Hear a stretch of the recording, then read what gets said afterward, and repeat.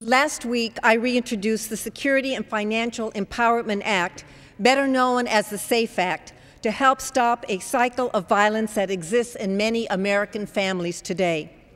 Domestic violence, dating violence, sexual assault, and stalking are serious, widespread social problems which impact all Americans regardless of race, ethnicity, or social status. The reality of this violence is highlighted by the fact that 1 in 4 American women report being physically or sexually abused at some point in their life. These serious crimes, primarily against women, have both physical and psychological consequences. Yet credible research has found that many women stay in abusive relationships because they cannot support themselves. As a result, many victims are faced with the terrifying decision of living with the abuse or leaving without financial security. For victims of domestic violence, this choice is even more daunting during tough economic times like now. For research tells us that as the economy worsens, the incidence of violence increases. The SAFE Act will provide the safety net many need to create a safe and stable environment for themselves and their children by eliminating obstacles that may prevent them from gaining meaningful employment or seeking help.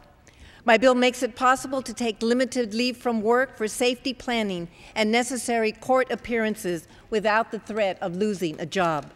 The SAFE Act also provides job protection when reasonable workplace safety modifications are requested. To protect victims of violence who seek help against their abuser, the SAFE Act prohibits employers or insurance providers from basing insurance coverage or hiring decisions on an individual's history of abuse.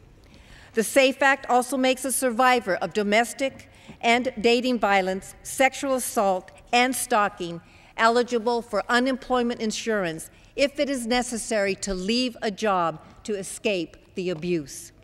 Madam Speaker, the SAFE Act is needed to provide these victims with equal protection throughout our country. While several states have laws similar to the SAFE Act, the reality is that today a person's financial ability to leave an abusive environment depends primarily on where they live. I thank the many dedicated advocates who daily work to empower women against the horrific crimes of dating and domestic violence, sexual assault, and stalking for their invaluable input, expertise, and support of the SAFE Act. I encourage my colleagues to join me and Representative Ted Poe in co-sponsoring and helping to pass the SAFE Act, which for many of these victims can make the difference between life and death.